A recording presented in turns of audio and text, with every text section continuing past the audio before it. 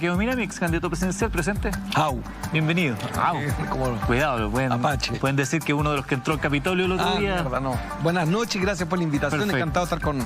Está también con nosotros Jorge Sada, abogado, director del Centro de Estudios Internacionales de la Universidad Católica. Bienvenido, Jorge. Hola, buenas noches, Eduardo.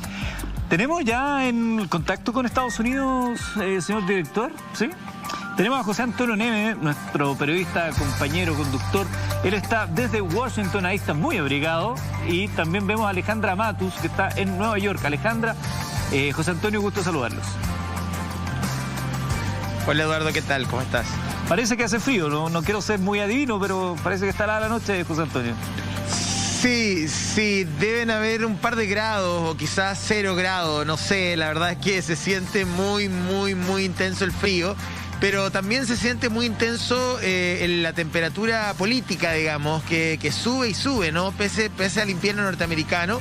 Hoy día el presidente Trump tuvo su último día, habló en un mensaje al país con la clásica grandilocuencia que lo caracterizó durante 4 años, señalando que hizo mucho más de lo que había prometido y que Estados Unidos es mucho más grande de lo que era en la era Obama.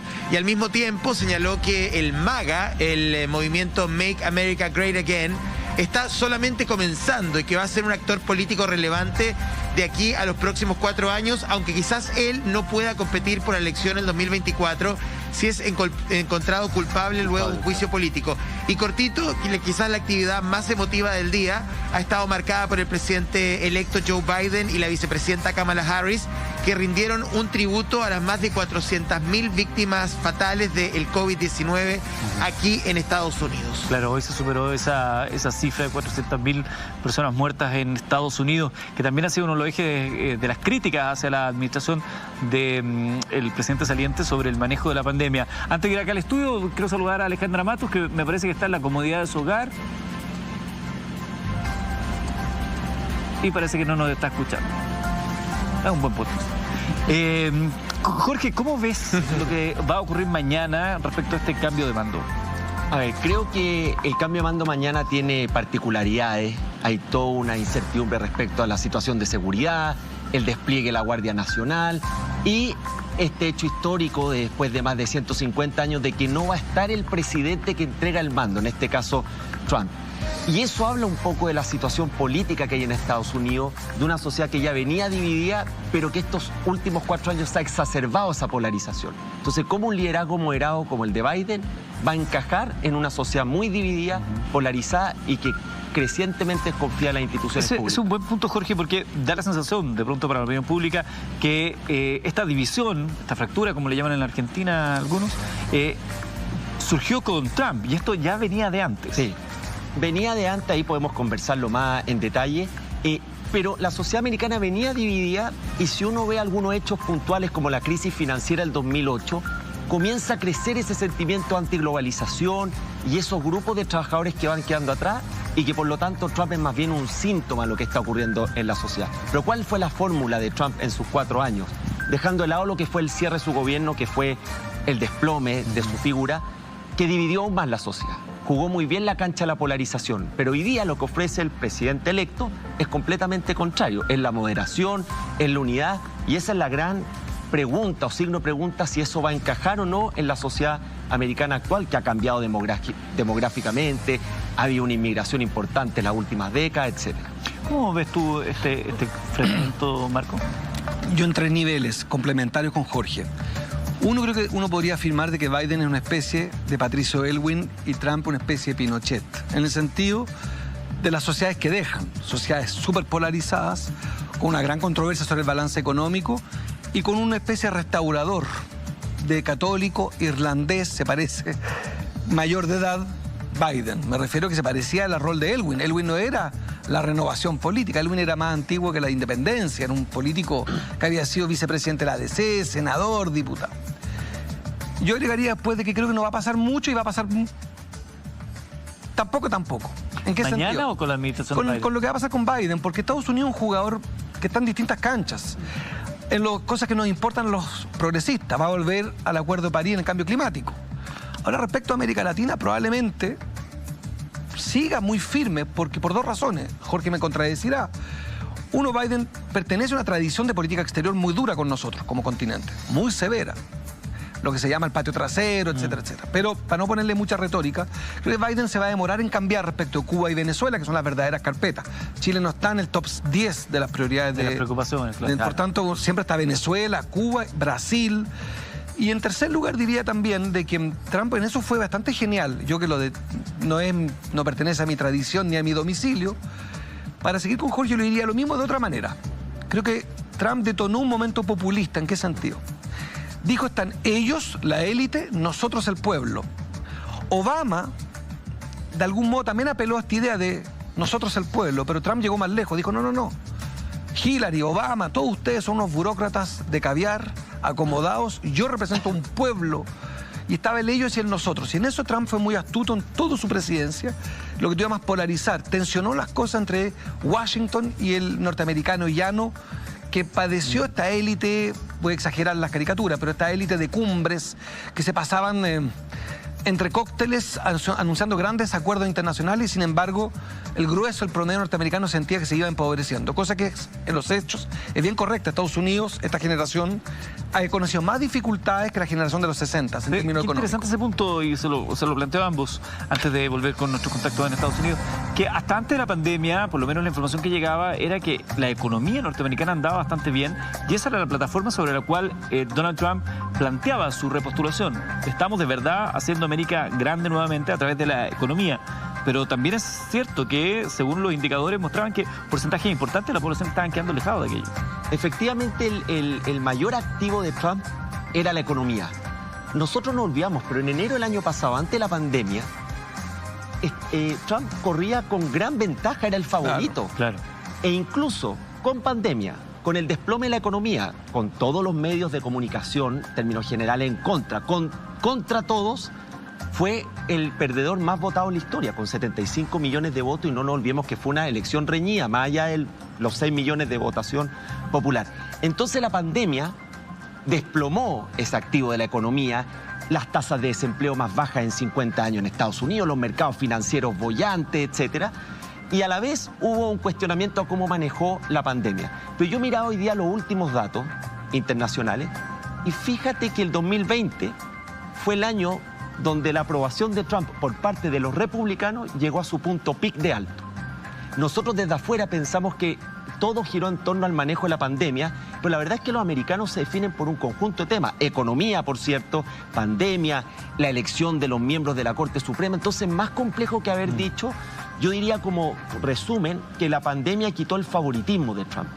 Pero hubo otros elementos también que entraron en juego y que definió este resultado tan estrecho de la elección. Yo agregaría un solo elemento, Sí. y es que creo que el gran error de Trump, y esto para Chile es interesante, en las elecciones presidenciales, en estos sistemas que tenemos, son bien parecidos finalmente, un hombre, una mujer, un voto, un domingo, una urna, este sistema representativo y liberal que tenemos, Trump hizo algo que me parece a mí que fue su gran error, que transformó la elección sobre un plebiscito acerca de su gestión. Y eso cuando lo hacen, error de Piñera, entre paréntesis, error de Bachelet, todos han cometido esta idea de decir, defiendo mi obra, cuando los pueblos castigan duramente en esos plebiscitos del pasado.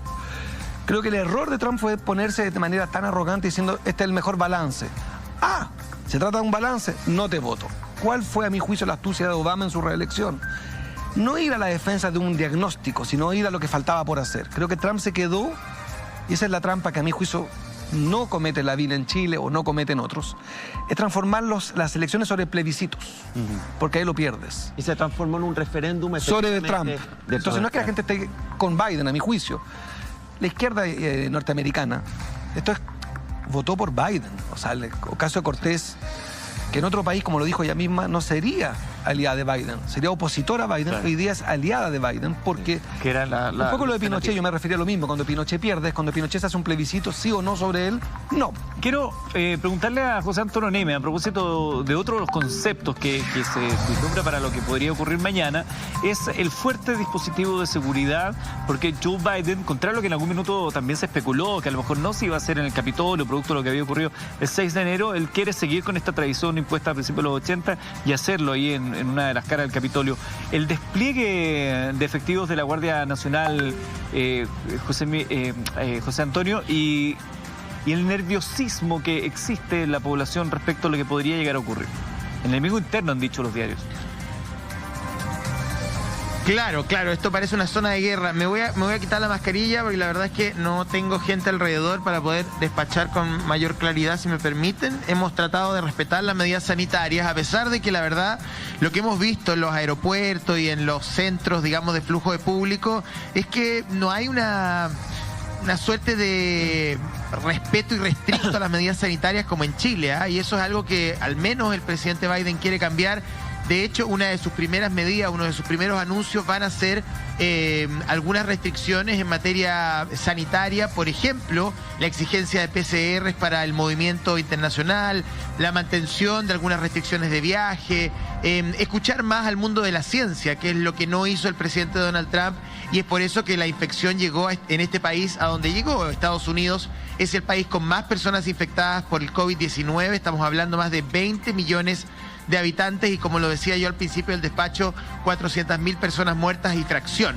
A ver, les voy a mostrar uno de los puntos de control más importantes que hay, porque la verdad es que no se alcanza a ver, pero justo en la esquina, detrás de la carpa que ustedes ven, donde hay una zona de detección de metales y de certificación de acreditaciones, si uno sigue media cuadra y dobla a la derecha, se encuentra directamente con el Capitolio. Prácticamente toda el área del centro de Washington, donde están los principales edificios federales, me refiero al Capitolio, la Casa Blanca, la Secretaría del Tesoro, el Ministerio de Educación, el Departamento de Estado, en fin, está totalmente bloqueado. Hay más de 25.000 efectivos de la Guardia Nacional, algo así como el despliegue de Estados Unidos en la última etapa de la guerra en Irak y también su presencia en Afganistán, para que ustedes puedan dimensionar el volumen de seguridad que hay en esta ciudad. No solamente la Guardia Nacional, sino que hay refuerzo que ha llegado del propio ejército desde el estado de Virginia y del estado de Maryland. Sumándome al análisis que ustedes hacían ahí en el estudio, muy interesante con Marco, también con el académico, hay un factor que yo creo que es clave, porque mañana se acaba el gobierno de Trump y se ha centrado toda la discusión evidentemente en su figura particular, ¿no? Donde efectivamente más que un presidente se tuvo como un negociador inmobiliario, porque muchos creen que efectivamente la lógica que aplica Trump en términos políticos es la lógica económica de negociación inmobiliaria que él usaba para hacer negocios en Nueva York, es decir, llevar las negociaciones a un límite para poder reducir al oponente en la negociación y luego poner sus propias condiciones. El presidente Trump fue un maestro en crear problemas que no existían para luego aparecer como el que lo solucionaba. Lo hizo con Irán, lo hizo con Corea del Norte, en fin. Tuvo una serie de lógicas que responden más al mercado inmobiliario que al mundo político.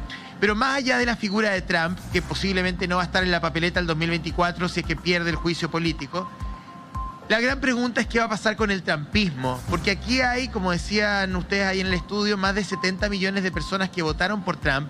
Y hay miles de personas que están profundamente agradecidas con lo que él hizo en materia económica. Los productores de grano, la gente que trabaja en la metalúrgica, personas vinculadas al mundo de la tecnología, en fin. El sentido de que se le devolvía al empresario norteamericano la capacidad de competir en términos leales y sin las presiones ilegítimas para muchos del mercado chino. Yo creo que ahí hay un gran capital en términos de defensa del gobierno de Trump. Hoy día yo conversaba, de hecho, con un defensor del presidente Trump que estuvo aquí en Hola Chile y conversamos con él. Y él me describía la escena del Capitolio como algo absolutamente normal. Me decía, en el Distrito de Columbia uno puede portar armas. La verdad es que estamos aburridos de que los políticos de siempre hayan decidido esta elección. Joe Biden es un político moderado. La verdad es que la que va a gobernar en serio es Kamala Harris y el sector más vinculado a la izquierda del partido demócrata. Entonces, la pregunta que a uno se hace, y ahí me gustaría que a lo mejor en el estudio la pudiesen complementar, es ¿cuál es el lugar que el trumpismo va a ocupar en la política norteamericana y finalmente en el mundo? Porque Trump fue un mago que con su varita mágica tocó a Bolsonaro, a Víctor Orbán, a Salvini y cuantos otros, ¿no? Le dio una suerte de legitimidad al discurso políticamente incorrecto de la derecha y de la ultraderecha. Déjame tomar esa pregunta, José Antonio, porque ya tenemos la opción de saludar a Alejandra Matus, que está ahí en Nueva York. Alejandra, ahora sí nos escuchas. Sí, ahora sí los escucho, gracias. Perfecto. Estábamos hablando de lo que va a ocurrir mañana, de esta sensación de riesgo a propósito de los anuncios, manifestaciones que se podrían realizar durante el cambio de mando, esta fuerte contingente de la Guardia Nacional, el hecho que el Mall Nacional esté cerrado, que es donde la gente habitualmente ve este hecho tan trascendental para la democracia norteamericana. ¿Cómo ves tú ese escenario? Y te planteo lo que decía José Antonio respecto del lugar que va a tomar el trumpismo para luego abordarlo acá en el estudio. Sí, yo creo que hay dos cosas que son importantes desde el punto de vista simbólico. Los cambios de mando son sobre todo momentos de mucho rito y mucho símbolo. Y creo que este cambio de mando con tantas tropas, yo estuve en la mañana en Washington, llegué ayer y me tuve que venir, pero parece una ciudad muerta, apocalipsis zombie. O sea, no solamente está cerrado el centro cívico, sino que no hay nada, está todo cerrado. No hay personas. Parece realmente que hubiera caído una bomba atómica. Entonces, es un cambio de mando que normalmente es un acto celebratorio. Tiene esta sensación de guerra, y sobre todo ver militares en la calle en Estados Unidos, en el centro cívico, es muy violento y es muy inusual. Nosotros los chilenos estamos más acostumbrados a ver esos camiones de carabineros verdes o incluso militares, pero para el estadounidense medio es muy extraño. Una dosis de su propio chocolate. Yo creo que solamente para el atentado a las Torres Gemelas se vieron militares en la calle porque había una amenaza externa, y en este caso es una amenaza interna. Hoy día se desvincularon algunos funcionarios de la Guardia Nacional por sus vinculaciones con estos grupos de extrema derecha. Entonces hay una tensión de que en cualquier momento, incluso desde dentro de las propias fuerzas que están resguardando en este momento el centro cívico, podría pasar algo. No es muy festivo el ambiente. Y sobre Trump, yo creo que el punto es que se cruzan varias corrientes, pero una corriente muy fundamental es la historia larga de Estados Unidos con el racismo y con la aceptación de la diversidad y de la diversidad racial, especialmente los descendientes afroamericanos, que es una lucha que en términos formales y prácticos se ha resuelto, pero en términos reales sigue ahí y sigue vivo. Y esto agraviado o tal vez mucho más agudizado por la pobreza de los blancos. Porque los blancos, normalmente se asocia la pobreza en Estados Unidos al inmigrante y al afrodescendiente, pero los tratados de libre comercio, la quiebra de las empresas del Estados Unidos profundo dejó mucha cesantía blanca, y son familias, generaciones que viven en estos trailer parks, que no tienen acceso ni a buena educación, ni a futuro, ni nada. Y ese es el caldo de cultivo para grupos de extrema derecha. Por Trump votaron los republicanos, que votan siempre republicanos. Yo creo que es una falsa impresión de que Trump, que esta fue una elección reñida. No fue reñida. Biden ganó con más de 300 votos electorales, cosa que es insólita en las últimas elecciones. Lo que pasa es que los votos de Biden se contaron después, porque fueron estos votos que llegaron por correo. No creo que ese sea el tema. El tema es que el Partido Republicano, que es tan tradicional y conservador como el Partido Demócrata, está tomado por esta furia que tienen los hombres blancos pobres, en general. Hay algunos también con dinero, pero son fundamentalmente pobres, que han perdido su privilegio, su estatus social que ellos consideran que les pertenece por el hecho de ser estadounidense, y que estos privilegios se los han entregado a otros. Claro. Y esa rabia, esa furia es la que alimenta Trump. Alejandra, quiero plantearle a quienes nos acompañan acá en el estudio lo mismo, pero antes, perdona José Antonio, pero me gustaría que volvieras a mostrarnos el lugar en el que estás. Tú nos mostrabas ahí una carpa y señalabas que estaba ahí en el Capitolio. Si lo puedes volver a hacer, pero para demostrar que efectivamente estás ahí. Sí, claro. Sí, les muestro. Creo que he perdido el retorno, pero puedo mostrarles. Este es uno de los puntos de control más importantes que hay cerca del Capitolio, quizás el que está más próximo. Hay una serie de otros puntos de control, uno debe pasar varios de ellos. Este es el último, donde hay un detector de metales y también una certificación de acreditación que está del otro lado de la carpa. Una vez que uno cruza esto, que está custodiado por supuesto por personal militar, tal como lo decía Alejandra, uno gira y ya está prácticamente en el mismo Capitolio. Justo al lado está la biblioteca del Congreso y hay otra serie de edificios federales que se ubican en esta área, ¿no? Donde prácticamente todos los edificios están dedicados a la administración del gobierno. Complementando con lo que decía Alejandra, mientras la cámara de Ronald muestra toda la seguridad que hay, bueno, efectivamente no es una caricatura lo de la ciudad zombie, ¿eh? Nosotros llegamos acá temprano, a eso de las 4 de la tarde, 3 de la tarde, y ya el comercio estaba completamente cerrado. Claro. La verdad que nos costó mucho encontrar un lugar donde comer, en fin, o sea, la verdad es que esto se ha reservado exclusivamente para lo que va a ocurrir el día de mañana. Las tensiones al interior del bipartidismo norteamericano es otra cosa bastante importante. Primero, cómo el presidente Trump termina prácticamente solo. Es decir, cuál es la cuota de responsabilidad que le cabe al Partido Republicano lo que ha ocurrido en este país durante los últimos 4 años. El reflote del tema racial, la persecución contra las minorías, el tema migratorio, lo que ha ocurrido también a nivel judicial. Recordemos que el presidente Trump nombró una serie de jueces, tanto estatales como federales, ha firmado también una gran cantidad de indultos a sus propios colaboradores que estaban involucrados en todos los casos judiciales que tuvo que enfrentar. Ha habido una descomposición democrática en Estados Unidos, sin duda que sí, nadie lo podría negar. Hoy día este país es menos democrático de lo que era hace 4 años atrás, en términos de gestión ejecutiva.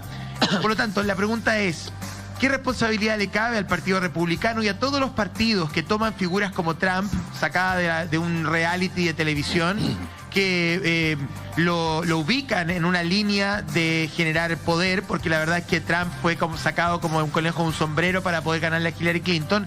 Y después estos verdaderas marionetas se transforman en monstruos independientes gigantes que logran sobrepasar a sus propios partidos. Es lo que ha ocurrido con Donald Trump. Hoy día él absolutamente abandonado por el Partido Republicano y el Partido Republicano tratando de salir incólume de una administración que va a dejar cicatrices sin duda en este país. Recordemos, José Antonio, y aquí hablo la conversación a panel acá en el estudio, que el hijo de Donald Trump dijo, este no es el Partido Republicano, este es el Partido Republicano de Donald Trump, asumiendo ya casi un control ideológico de la mitad electoral de los Estados Unidos. ¿Dónde queda el trumpismo en este post-cambio de mando? Bueno, esa es la gran pregunta, Eduardo, de esos 75 millones de votantes, ¿cuántos votaron por Trump y cuántos votaron por el Partido Republicano, incluso a pesar de Trump, pero siendo republicano? Yo creo que hay que dividir en dos. Una cosa fue el gobierno de Trump, los 4 años, y otra es el cierre del gobierno, donde yo llamo este desplome de la figura de Trump. Hoy día, el presidente, hasta mañana, tiene un 30% de aprobación. Es su nivel más bajo de lo que fueron sus 4 años, que siempre nunca bajó mucho, pero tampoco nunca subió mucho, pero se mantenía estable. Esa cifra es coincidente con quienes cuestionan la legitimidad de la elección del resultado. Entonces uno podría decir, hay un tercio aproximadamente de esta sociedad americana fiel a Trump. Pero obviamente el Partido Republicano va más allá de eso. Y ahí viene la gran discusión, no solamente cómo va a ser el gobierno de Biden, sino cómo va a ser el gobierno interno del Partido Republicano. ¿Cómo se interpreta la señal de Pence, el vicepresidente, que fue su hombre más leal durante el gobierno, pero que decidió certificar el triunfo el 6 de enero, por ejemplo? Que sí va a estar presente mañana. ¿Qué es lo que va a pasar con quienes aspiran a ser líderes del Partido Republicano el 2024, pero que por una parte se atacan a Trump, todavía no saben cuánto se les puede venir en contra, pero a la vez si no lo enfrentan, la figura de Trump crece más aún? Entonces yo diría que, por lo menos en el último tiempo, digamos desde la derrota con el 6 de enero, con este asalto al Capitolio, hubo una baja importante del apoyo a Trump del Partido Republicano, porque los demócratas nunca lo han apoyado y las cifras siempre son extraordinariamente bajas. Una baja que por lo menos en el Partido Republicano es casi de... ¿Sí? De 25. Sí, quería aportar que los parlamentarios que votaron en contra de Trump en general son los parlamentarios que no van a la reelección. Exacto. Que no tienen su elección en juego. Entonces, el dilema que tiene el Partido Republicano es que si le da la espalda a Trump, sienten que pierde la posibilidad de ganar elecciones. Y tenemos, tú sabes, Alejandra, las elecciones de medio tiempo en 2 años más, donde se renueva toda la Cámara de Representantes. Y hay algo muy importante, lo que tú mencionas, Alejandra, el discurso de Ted Cruz, opositor histórico de Trump, o el mismo Marco Rubio, que fue bastante tibio, y que son personas que tienen aspiración el 2024. Entonces, hay que ver cómo se va a debatir el Partido Republicano entre desmarcarse de Trump, estoy hablando de la base, lo histórico, y cuánto ese trumpismo va a ser una ala del Partido Republicano importante, o va a ser más bien una ala minoritaria, pero con fuerza dentro de ese partido. ¿Marco? Yo no creo que esta es una discusión larga, pero el trumpismo no es un fenómeno nuevo. Lo inquietante y lo nuevo es que es en un país con arma nuclear, que es lo que el populismo tan agresivo llegue al poder del país más importante del mundo con arma nuclear es lo que produce miedo. Orbán, Berlusconi, Bolsonaro son trumpismo, pero ramplones pues no tienen arma nuclear. Son relevantes para nosotros. El problema se lo puede hacer Estados Unidos a sí mismo, porque Estados Unidos se jacta de ser la especie de canon de la democracia. Y con grupos no tan grandes, no necesitan ser mayoría, pero estos grupos de extrema derecha, los supremacistas blancos, hay otro grupo que son ex militares y ex policías, saben manejar armas, saben de tácticas militares. Muchos son veteranos de guerra y con una poquita organización y con todas las armas que tienen disponible pueden hacer mucho daño interno. Y eso es lo que yo creo que es el mayor temor que existe. Yo agregaría a eso complementariamente, es que yo creo que el trumpismo se repite en todas partes. En Chile también lo hemos conocido. Uno podría... Bien. Parisi. O sea, esta idea populista de ellos y nosotros, yo soy el pueblo y son todos una burocracia espantosa, un discurso hiper repetido. Lo que quiero decir es que no hay mucha novedad, salvo los elementos que está diciendo Alejandra, o Jorge, o José Antonio. La novedad es Estados Unidos. Esta idea de porque soy exitoso fuera de la política, eso me da una legitimidad, no es nada nueva. Ucrania, hay un comediante que hizo una serie, hoy día es presidente de Ucrania, te puedo nombrar.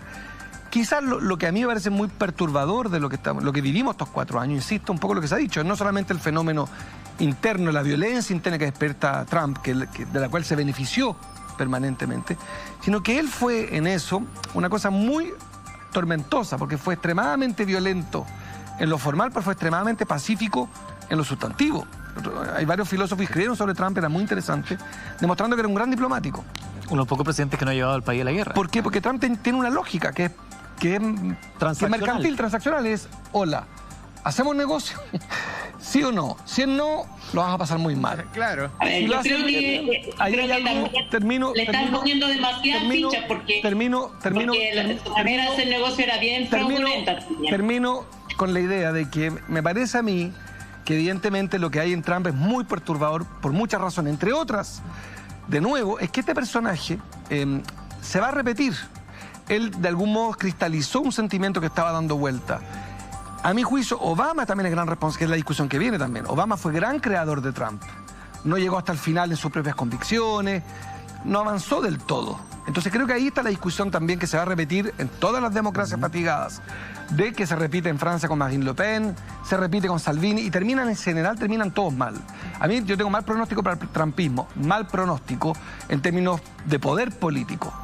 Tengo mucho más preocupación porque ese fenómeno en las democracias fatigadas, con élites engordadas, corrompidas, fatigadas, ese discurso va a prender muy fuerte. Otro ejemplo que no tiene nada que ver de tamaño, pero que es un gran populista, un gran provocador del ellos y el nosotros, es Bukele en El Salvador, que aquí en Chile no es conocido. Que tiene casi un 90% de aprobación. Y Bolsonaro, que aumentó su popularidad, ahora se va a complicar, pero aumentó hasta fin del 2020, diciendo barbaridades. O sea, lo que a mí me parece que el trumpismo expresa un sentimiento de los pueblos de gran enojo con las élites que gobiernan o que han gobernado. Y con un mensaje claro y yo fácil creo de que entender. no es necesariamente igual, porque no es el fenómeno chileno de que estamos agotados los partidos, no es igual. Lo que sí pasó con Obama por ser afrodescendiente, polarizó a los grupos más rabiosamente racistas. Ver a un presidente, en su opinión, negro en la Casa Blanca, que digamos es bien aguachento para la categoría, pero para ellos ser un presidente negro es lo peor que les puede haber pasado, y estuvieron dispuestos a organizarse y a ir más allá de lo que habían hecho antes. Ale. No es por los partidos la pelea, es una pelea de estatus interno, y es una pelea racial, es muy racial, no es antiinstitucional, es una pelea que está recordando, y muchos hablan de la guerra civil, como la guerra civil que se dio precisamente por liberar o no la esclavitud. Claro. Quiero ir con José Antonio Neme, porque José Antonio también, junto a Ronald Quintero, su camarógrafo, se tienen que ir a acostar, tienen que descansar, porque mañana ya tenemos programa especial desde la 1 de la tarde, hora chilena, a través de la red. Sí, no, y para que no termine yo y Ronald con un shock de hipotermia, porque la verdad es que hace un frío, pero ya brutal. La petaquita, pues. A ver, estaba siguiendo muy de cerca toda la discusión que estaban teniendo, muy interesante ahí en el estudio, y también con la Ale Matus. Yo creo que el terrorismo doméstico es un temazo en este país. Un temazo el terrorismo doméstico. Yo creo que lo que vimos en el Capitolio es terrorismo doméstico.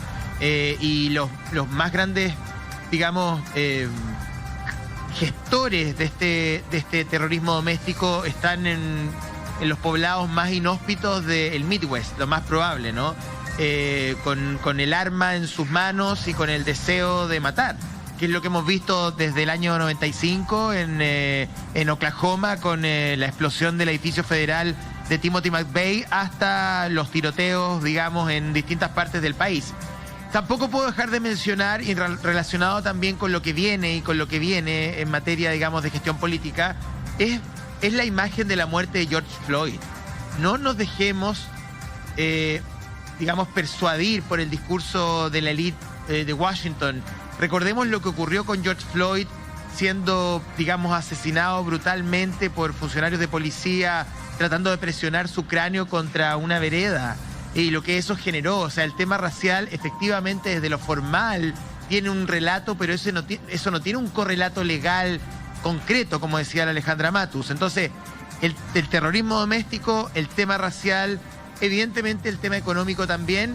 Y en cuarto lugar, yo diría que es lo que haga en el Departamento de Estado Anthony Blinken, que es el próximo secretario de Estado, que tiene que intentar empezar a surcir, como lo hacían las abuelitas, ¿no?, las relaciones de Estados Unidos con el resto del mundo, que fueron destruidas por el presidente Trump, y no solamente con el Estado-Nación, sino que también con las transnacionales, las organizaciones no gubernamentales, la ciencia, el mundo ambiental. Mañana esto empieza muy temprano, el presidente electo Biden y Kamala Harris, y no nos olvidemos de la figura de Kamala Harris, que puede ser tremendamente relevante en el gobierno, dándole voz no solamente a las mujeres, sino que también a la más de izquierda del Partido Demócrata. Mañana parte todo esto con una ceremonia religiosa metodista muy temprano. Luego el presidente Biden va a tener una reunión con la mesa COVID o con la mesa de ciencia. Luego va a ajustar las directrices de su discurso. Probablemente va a hacer anuncios muy importantes en materia de pandemia, en materia de legalización de inmigrantes. Ya ha comprometido la legalización de los Dreamers, mantener programas de nacionalización y de naturalización como el DACA, por ejemplo, que beneficia a miles de personas en Estados Unidos.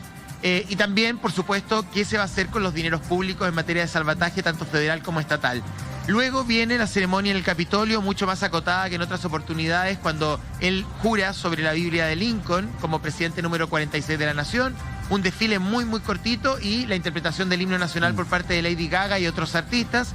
Y durante la noche va a haber un tradicional baile, una celebración que se transmite por televisión, en fin, que tiene que ver con el glamour político de Washington. ¿Sí? Entiendo a nivel así de curiosidad que no va a jurar sobre la Biblia de Lincoln, sino que sobre una Biblia de su familia que tienen hace no sé cuántos años en su propia familia, sí.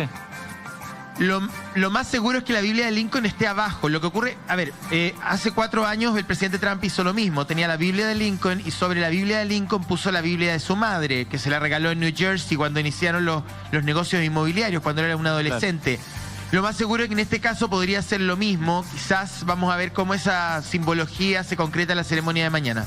Bueno, muchas gracias, José Antonio. A descansar, a cuidarse del frío ahí junto a Ronald. Así que y mañana va a ser más frío. Mañana va a ser más frío que hoy día. Así muy que... heladito, sí, calzones largos y es la solución. Y la petaquita de Ronald, que siempre ayuda. Buenas noches, chao. Buenas noches. Nosotros vamos a hacer una pausa y al regreso seguimos hablando de la situación de Estados Unidos, este cambio de mando acá en Mentiras Verdaderas. Regresamos.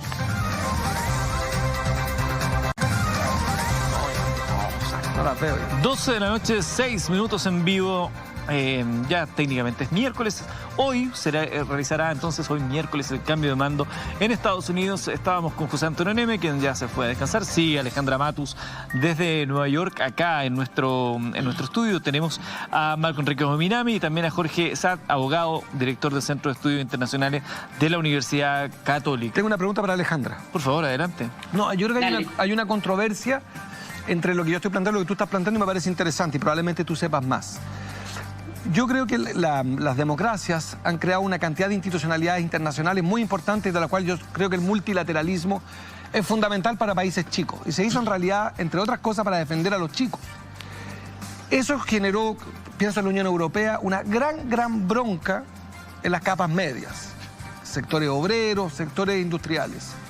Gran bronca con esta burocracia que viaja y que Entonces, una explicación, que son muchas, pero una es la que te estoy diciendo yo, que es una clase media empobrecida, que se indigna con la burocracia. En el caso de Washington, Bruselas, en el caso de Francia, que conozco bien también, etc. Y otra explicación es la racial.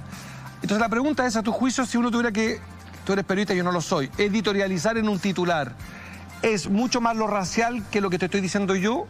Para entender bien el punto, porque me parece interesante para Es mucho más lo racial, porque el estadounidense medio, el que vive en Montana o que vive en, no sé, North Dakota, no tiene una imagen mental de Washington.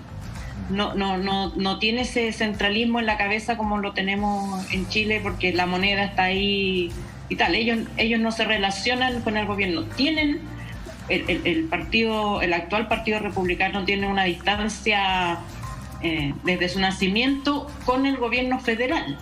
Es esa distancia que tienen con la existencia de un gobierno federal. Para ellos, su concepción de la vida es que un hombre con su arma maneja su casa y el Estado siempre te va a quitar.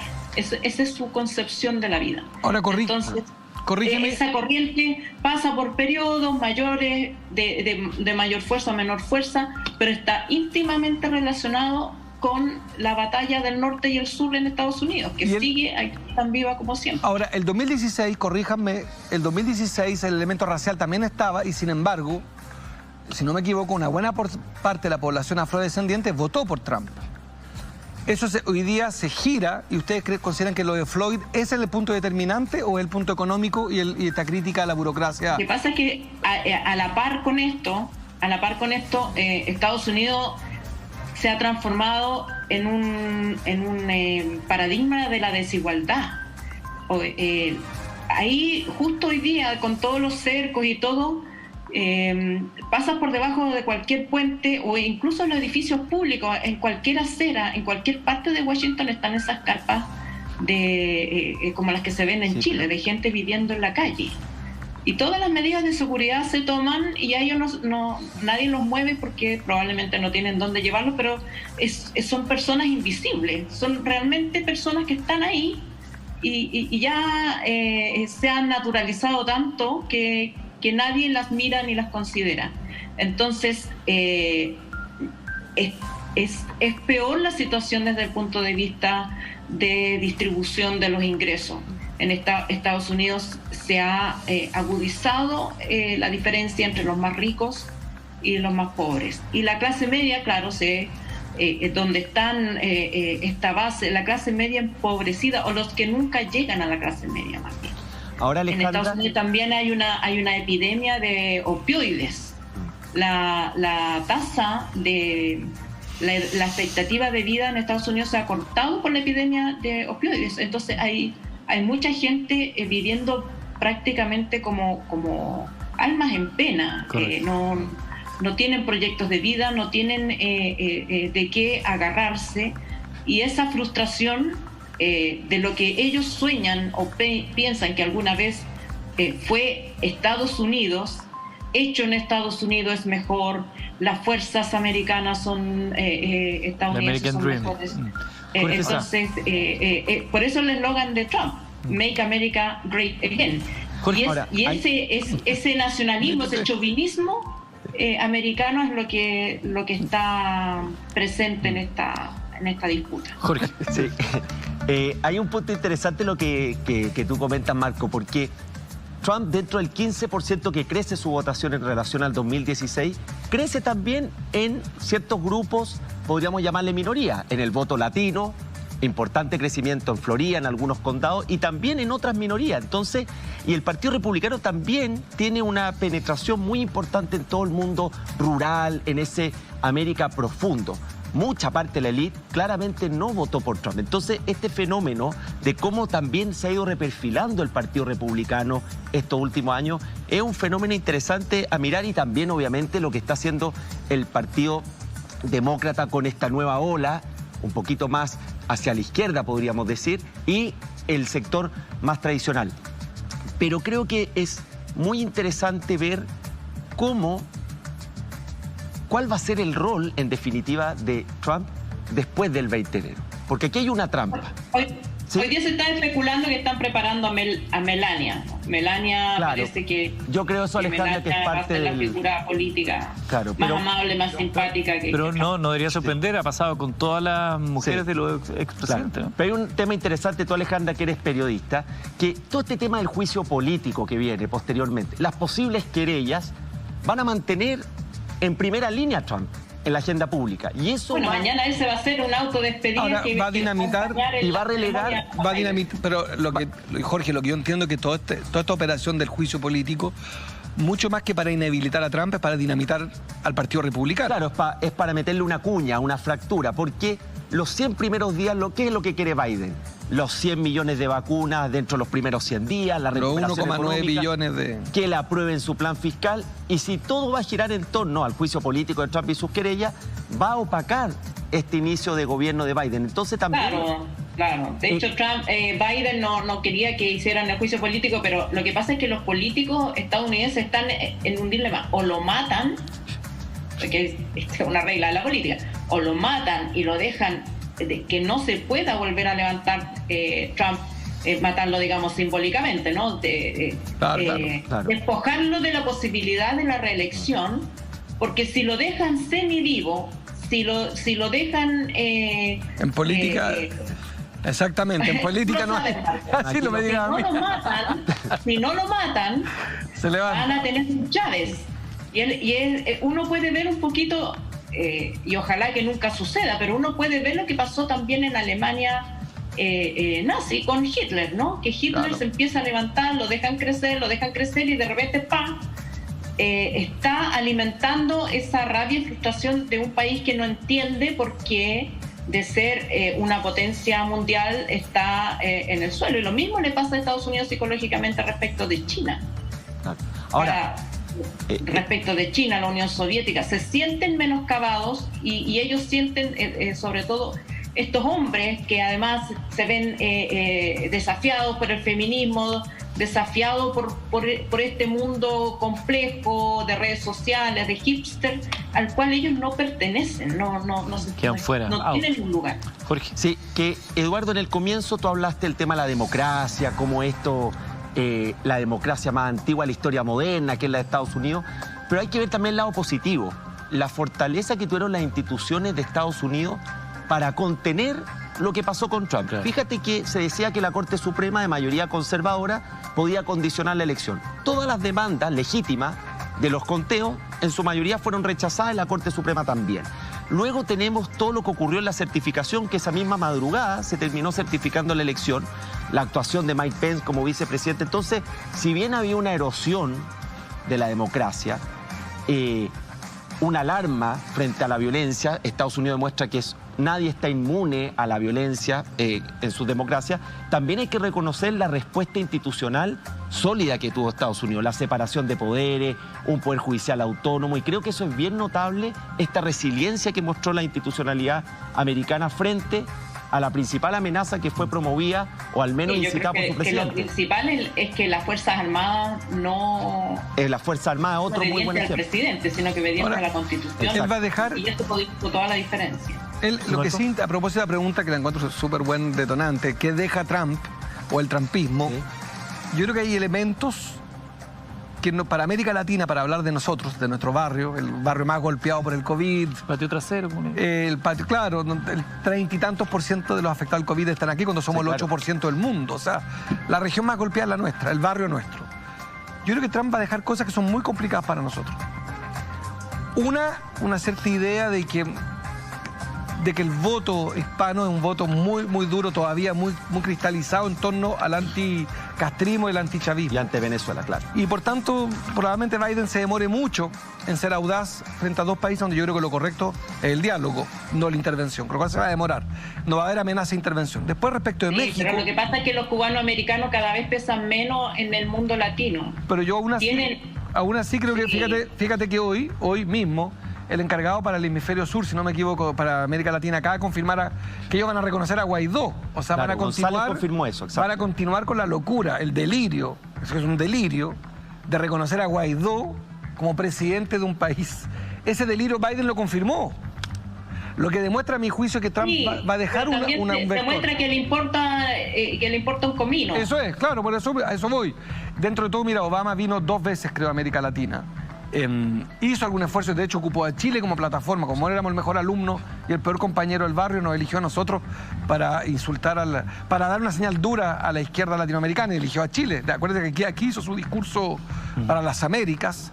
Y quiero decirte que en el fondo Chile es profundamente, aunque nos duela el ego a todos, profundamente irrelevante en esta conversación. Pero en el cuadrangular Chile, de Cuba, Venezuela, Brasil y México, yo creo que las cosas, en ese sentido... Centroamérica agregaría también. Centroamérica, las cosas pueden no cambiar tanto. Claro. Pueden no cambiar tanto. O sea, Trump sí hizo un daño para América Latina, no por injerencista, salvo con Venezuela y con Cuba, sino porque su estrategia de decirle a AMLO, párame los inmigrantes tú, no me los traigas hasta acá.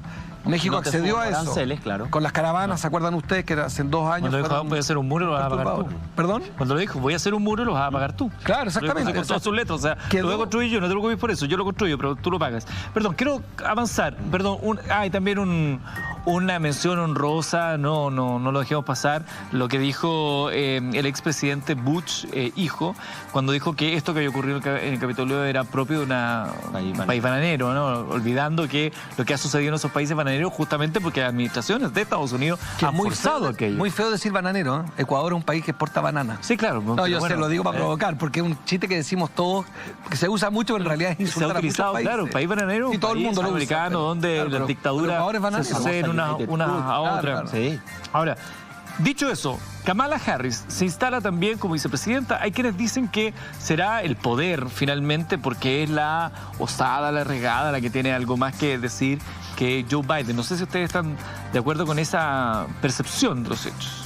Partimos ya. Yo creo que es un poco aventurado decir eso porque Biden es un político de experiencia. 40 años en el Congreso, presidente de la Comisión de Relaciones Exteriores, o sea, no estamos vicepresidente en un momento complejo de Estados Unidos con esa crisis financiera. Entonces creo que es minimizar un poco su rol por la edad, que está bien, es el presidente de mayor edad, pero no olvidemos que Trump, si es que quiere aspirar al 2024, que todos lo repiten como un lugar común, va a llegar en una edad muy similar. Quizás la pregunta... digámoslo. Claro, quizás la pregunta es si alcanza un segundo periodo, pero a mí me parece que como está conformando su equipo, Biden va a tener un rol protagónico y él va a ser quien va a dirigir los hilos en el gobierno, y Kamala Harris obviamente ofrece este perfil interesante, es la primera vicepresidenta mujer Pero pensar de que va a ser decorativo el rol de Biden, a mí por lo menos me parece poco precipitado, aventurado e injusto también con su trayectoria. No va a ser decorativo, pero también es importante poner el ojo en las diferencias de la institucionalidad política. En Estados Unidos el presidente federal, que es el lugar, no es tan relevante respecto de las decisiones de todo el país como es en nuestro sistema político. Entonces uno dice, bueno, ¿cuál va a ser la más fuerte? Bueno, el gobierno federal tiene un rol, pero el gobierno estatal de cada estado tiene su propio peso específico y es muy potente. Entonces, yo creo que lo que va a hacer Biden es que va a normalizar, es como un bálsamo, porque su primera acción hoy día fue hacer un homenaje a los 400.000 fallecidos por el caso COVID. Y cuando hay una sociedad que está sufriendo, como está sufriendo la sociedad estadounidense, por las consecuencias económicas de la pandemia, pero también por las muertes y enfermedad, este presidente amable, cariñoso, empático, cambia el eje, como que baja la angustia, la intensidad de la política, y yo creo que eso de por sí como que va a ser un respiro. Va a quedar, por supuesto, pendiente el tema de la extrema derecha, que en mi opinión no se resuelve con medidas policiales, que es lo primero a lo que probablemente va a recurrir el gobierno, a hacer investigación y todo, que las tiene que hacer. Pero ¿por qué hay estadounidenses masivamente dispuestos a ir a tomar el Capitolio? Murieron 5 personas, no nos olvidemos de eso, murieron 5 personas en el asalto y podrían haber muerto muchos más. Y basta que uno de esos locos vaya con un autobomba y deje una escoba de gran magnitud. Entonces, creo que ese problema, que sí es un problema que enfrentamos también en Chile, la desigualdad, la gente que queda afuera, gente a la que la democracia no le significa nada, es un problema. Porque esa desafección con el sistema democrático es caldo de cultivo para los liderazgos populistas y que no están dispuestos, no tienen ningún apego ni respeto por las instituciones democráticas. Marco. Yo tengo primero sobre Kamala, pero para responder lo que dice Alejandra me parece sustantivo. La democracia está hoy día desafiada, por ejemplo, por China, que en donde no hay democracia la economía es pujante. O sea, las democracias sin prosperidad, y hay muchos estudios sobre eso, las democracias sin prosperidad les va muy mal. O sea, la democracia requiere un nivel mínimo. Todos, claro, requiere un nivel mínimo de creación de empleo, de tasas de crecimiento. Parte del problema mundial es que el drama que estamos viendo hoy día, las democracias están todas desafiadas. Y sobre Kamala, yo sí creo que la biografía muchas veces es más que la ideología. Y yo sí creo que Kamala va a jugar un rol muy importante si uno ve su historia. Esta es procuradora. Ha ganado todas las elecciones. Sí, muy competitiva. Es muy trabajadora. Cuando asume como procuradora, toma un caso muy difícil que nadie quería tomar. Lo toma, lo gana. O sea, ella tiene una historia muy potente. Su condición además personal es muy fascinante. Padre separado, jamaicano y de la India, con una madre que decide no volver a su lugar de origen porque se casó con un jamaicano, cosa que no era bien vista en su mundo en la India. O sea, es una mujer, ella, multicultural, que empujó el mundo con una hermana que es su mamá asesora de ella. Y es muy importante leer a Kamala Harris. O sea, yo te diría que incluso la biografía de Kamala Harris es mucho más fascinante, mucho más relevante que la de Biden. Biden es, salvo que me corrijan ustedes, lleno de cicatrices, lo que sabemos, pero es político tradicional. Él mismo, cuando se despide en Delaware, hace un discurso que explica eso. Él dice, mire, yo me debo a este cúmulo de elecciones que tuve. Kamala, en cambio, es el caso de un meteorito, o sea, de una mujer espectacular, profesional, que logra estudiar, que logra en la dificultad, hija de profesionales, que en su momento eran excepcionalmente estudiantes afrodescendientes, y de la India había muy poco en Estados Unidos, estoy hablando de los años 60. Entonces, esta condición de hija de padres separados, que sobrevivió a todo esto, que fue muy duro, es muy impresionante. O sea, yo sí te pondría, estoy de acuerdo contigo, Biden es un político, como dicen los críticos, de fuste, cosa que es cierta. No se va a dejar, estoy completamente de acuerdo, va a ejercer su poder, va a venir un equipo de gran, salvo que me corrijan ustedes, lo que he podido leer, tiene un gran equipo, ha convocado un buen equipo. O sea, sí. Pero tiene una vicepresidenta, que no es Pence, lo que quiero decir que Pence era un tótem, en el sentido de rígido, al lado de... O sea, Trump ocupaba todo el espacio. Claro. Pence le dejan hablar de Venezuela cada 3 días para decir algo. Quizás, Marco, Bueno, yo no creo será Biden, que Kamala va a hacer el poder en la liderazgo, sombra, pero sí efectivamente puede permear parte de esa historia, de ese discurso. De hecho, el gabinete que ha presentado el presidente electo norteamericano, se habla ya que es uno de los más diversos, un político abiertamente homosexual dentro de los ministerios, un latino, una persona del pueblo originario, etcétera. Con un denominador... Hay un diseño por la diversidad y también por el trabajo en equipo. Sí, permíteme un segundo. Biden es lo suficientemente viejo como para no estar poniéndose delante en la foto. Ahora, Claro, un también es denominador sabio de común, Eduardo, que muchos de los integrantes del gabinete trabajaron en el gobierno de Obama, donde Biden fue vicepresidente y muchos fueron colaboradores estrechos, como es el futuro secretario de Estado. Hay un tema, tú que mencionaste, Marco, China, que es la política exterior. La política exterior no mueve mucho la aguja electoral. Los votantes se definen por la economía, en este caso por el coronavirus, etcétera. Pero son temas que consumen mucho a los presidentes de Estados Unidos, aun cuando electoralmente el tema no sea relevante. Y Biden se encuentra con una China ascendente, pujante, que en el caso de Latinoamérica, que tú mencionabas que somos el patio trasero, teniendo cada vez más presencia, y ese es como el gran conflicto geopolítico. Luego está lo que también hablaba Alejandra, que es la caída de la imagen internacional de Estados Unidos. En el 2020 cayó de manera significativa, sobre todo en los países desarrollados. Entonces, ¿cómo restituye esa reputación de Estados Unidos? Y está todo el tema, obviamente, el multilateralismo, los aliados, Una pregunta ahí, porque tú dices que, claro, la política internacional no es tan sexy a la hora del votante, voto, pero claro. finalmente muchas de las decisiones de esa política internacional repercuten en el bolsillo indirectamente de los ciudadanos norteamericanos, y ahí sí que se puede traducir en voto. Claro. Sobre todo el tema de China, porque hemos hablado mucho de la polarización de la sociedad americana, pero si hay un tema donde la sociedad americana estaba unida, era considerar a China como una amenaza. Y es increíble ver cómo... ¿En la guerra comercial? Claro, los republicanos y los demócratas tienen una visión, o quienes se consideran de esos partidos, una visión muy negativa de Un China. enemigo Entonces, común. obviamente Biden va a estar absorbido por el plan de la vacunación. Por eso digo, una cosa que no van a cambiar tanto. El tema económico, O sea, claro. La disputa por el 5G, Biden se va a mantener muy fuerte por la discusión que hay ahí. Perdón, te Exactamente. interrumpí, perdón. No, es que estoy de acuerdo con Marco. Son esos temas que todo el mundo dice va a estar absorbido por la política interna, sin duda. Pero los temas de política exterior van a seguir. Estados Unidos sigue teniendo un rol fundamental, por lo menos en este sistema después de la Segunda Guerra Mundial, donde ha sido, por decirlo de alguna manera, el director de orquesta de la globalización.